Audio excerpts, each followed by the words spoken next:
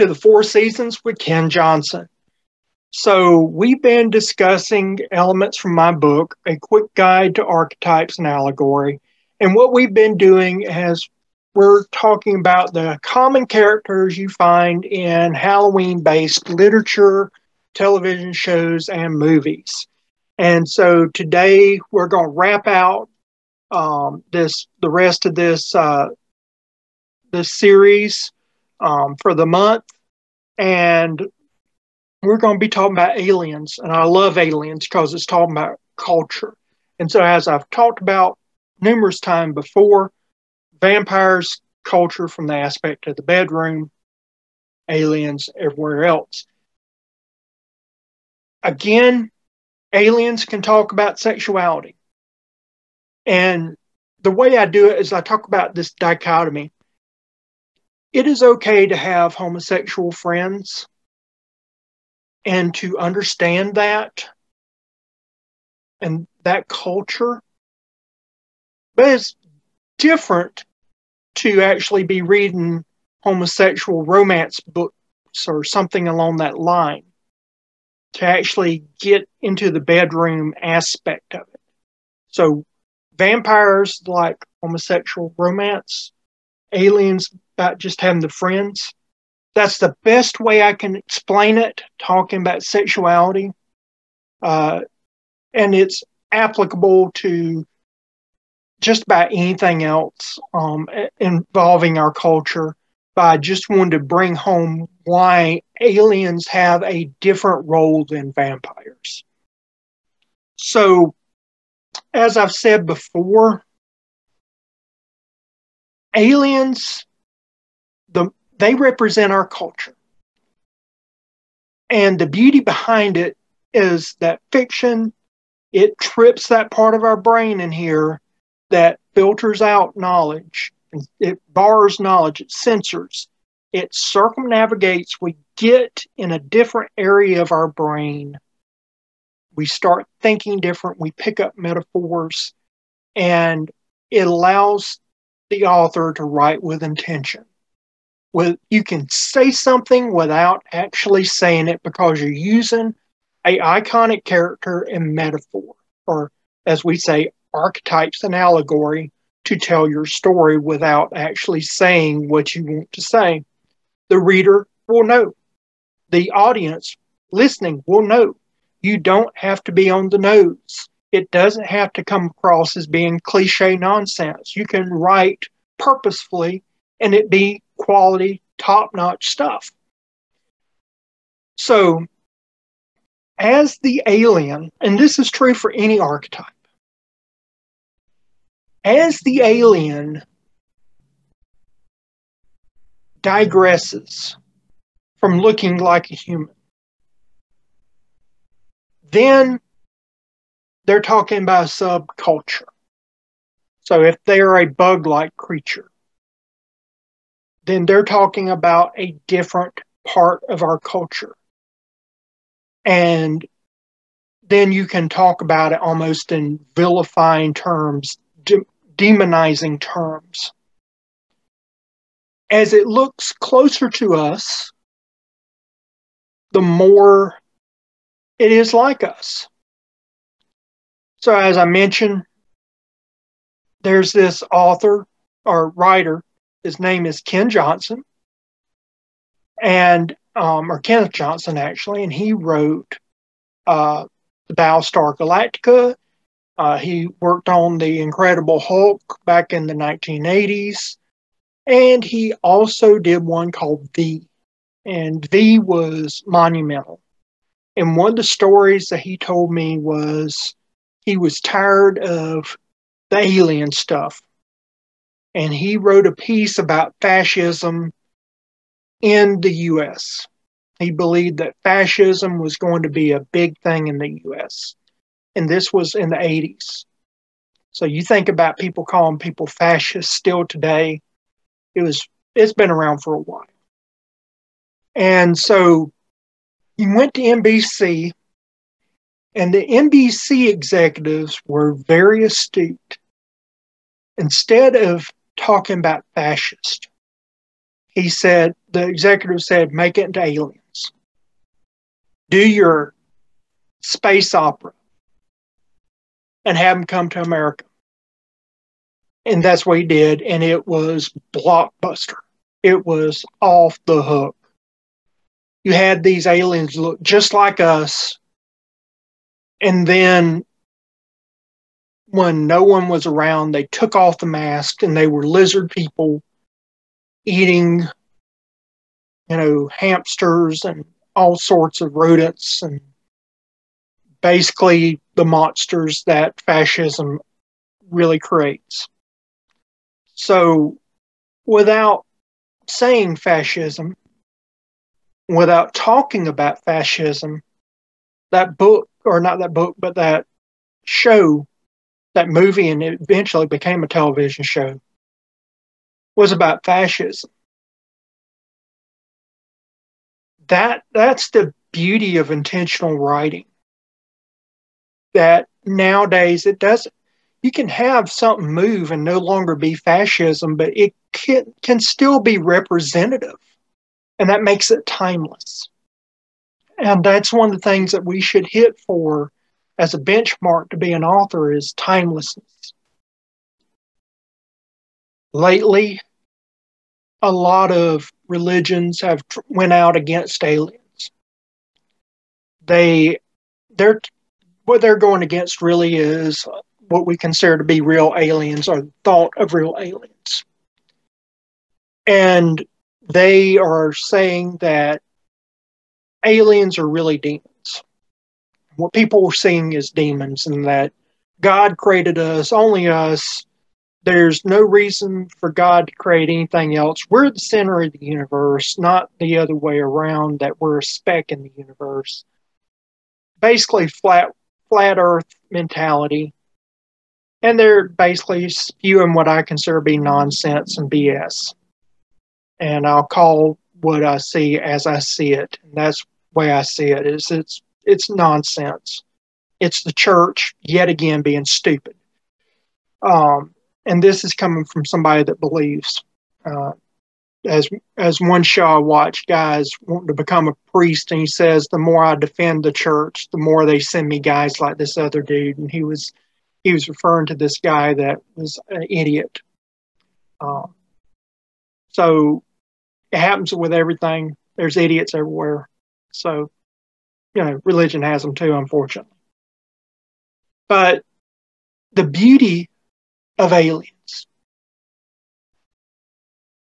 Let's say that you're a writer. Like I'm right now dabbling in fiction. So I write under my initials, K.L. Johnson. That way you can tell if I'm writing nonfiction that you can trust and rely upon, Ken Johnson. If I'm writing fiction that's supposed to be entertaining and fun, K.L. Johnson. That's the purpose, branding.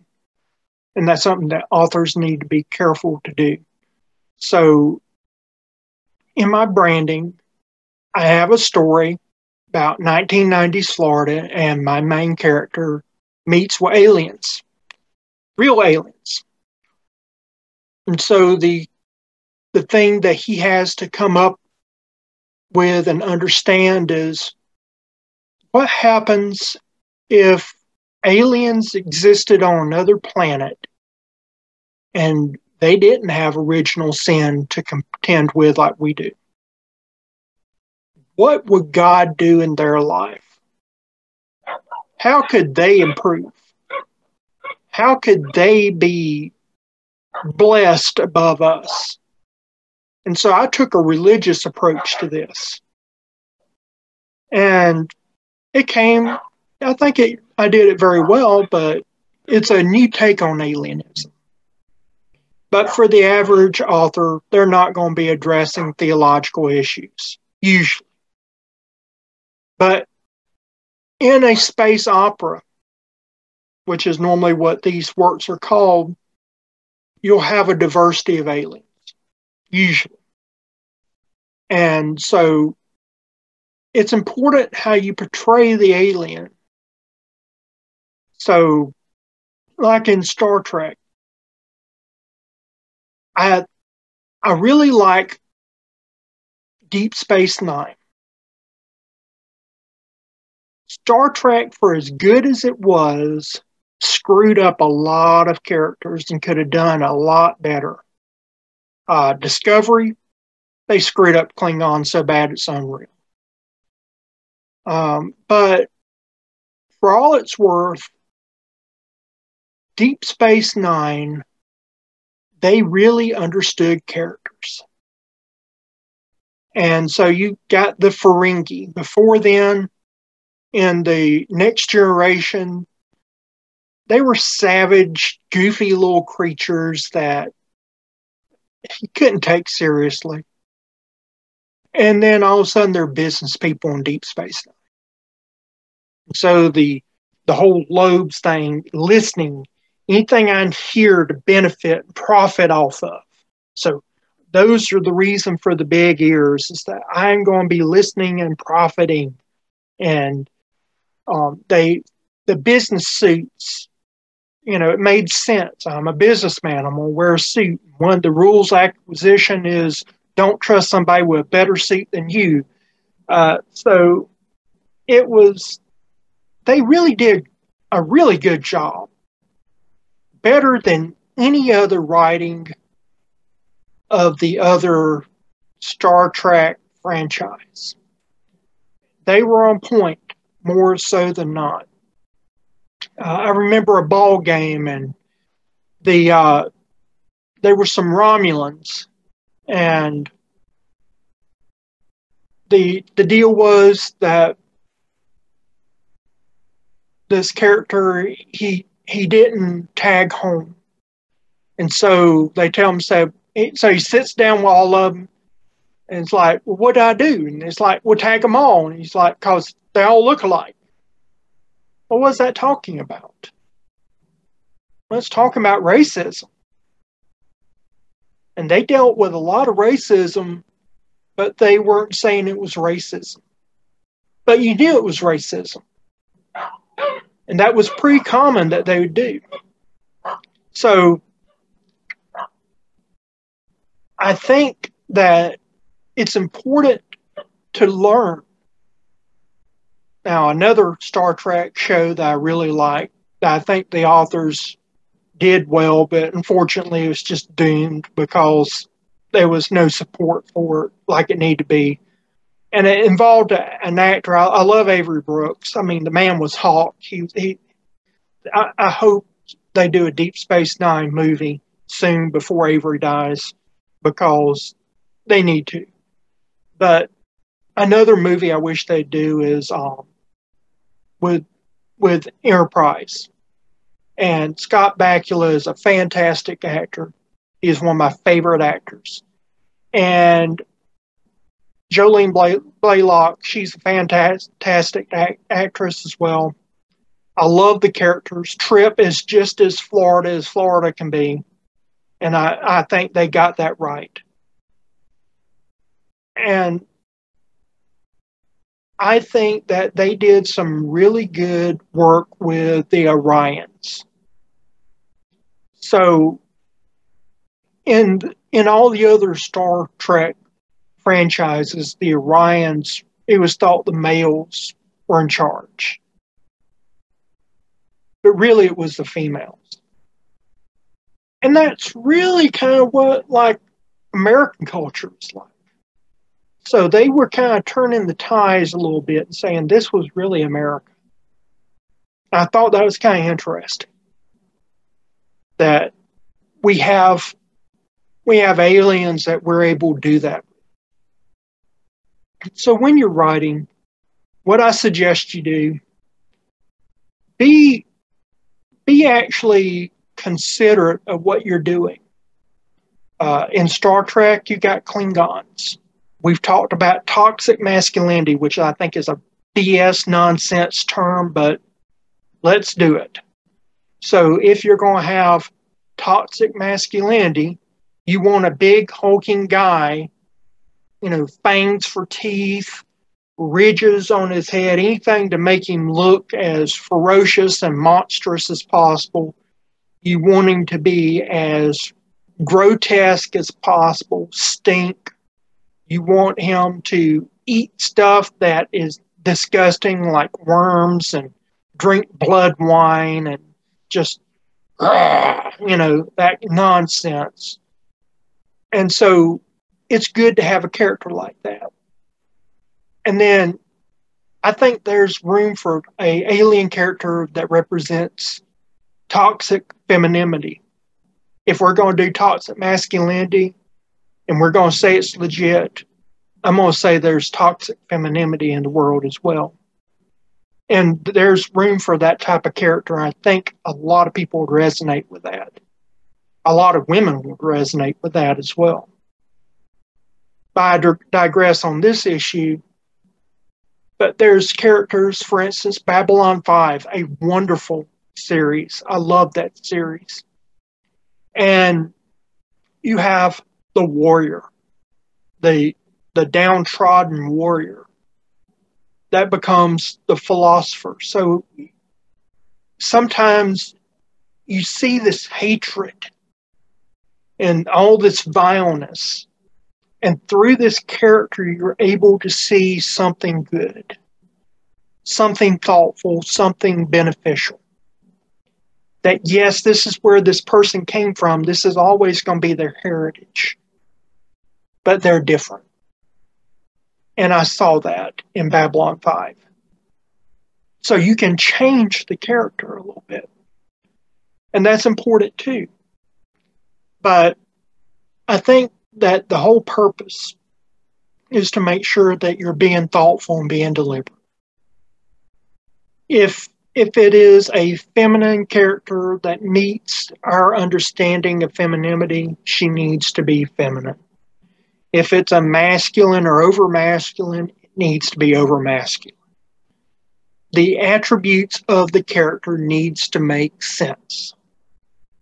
It's not just putting horns and feathers and tentacles and antenna and all that just to say, oh, it's an alien.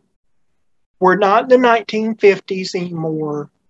There's no reason for that nonsense anymore. These elements mean something. They resonate with us. Be intentional. Big ears. It's got to hear for a reason. What is it hearing for? Like the Ferengi, it's listening for ways to profit.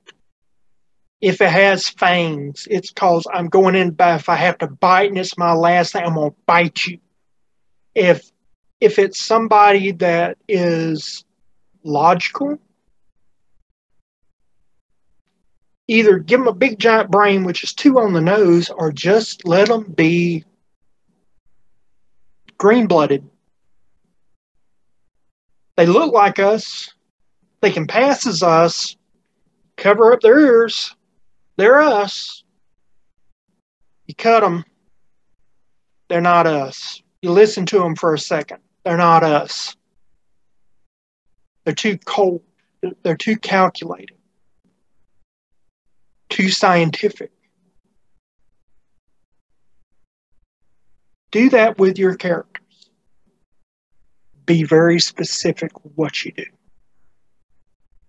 I hope you've enjoyed this episode. As always, I offer up opportunities to purchase things from my friends and family and also myself.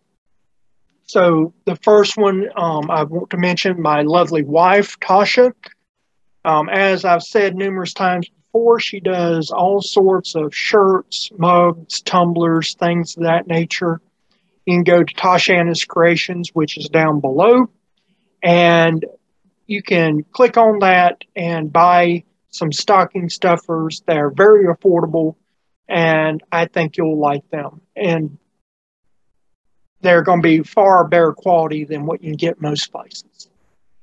Another, go to Wallace Knifeworks and Homestead on YouTube. Like and subscribe his channel.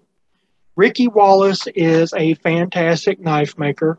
He can provide you with knives that are very unique, all handmade. They're made from reclaimed items most of the time. He can probably work out with you some type of deal if you have any extra antlers and leather and things of that nature. He's always looking for materials, so he might do a partial trade or something like that. But if you want something truly unique you cannot get anywhere else, I strongly recommend that you buy from Ricky and like and subscribe his channel, because what you see with Ricky is what you get. He is honest, genuine, brilliant, great guy through and through. Finally, you can always buy my books anywhere fine books are sold. That is Quick Guide to Archetypes and Allegory by Ken Johnson. If you go to ebooklingo.com, I have a sale going on for the ebook. It's the cheapest place that you can buy my book in an electronic version. Everywhere else it's going to be anywhere from $3 to $5 roughly to buy the ebook. There it's only 99 cents. So I hope you like our channel and you like the content. Please hit the subscribe button, like, subscribe. And if you have any questions, please put them down below in the comments.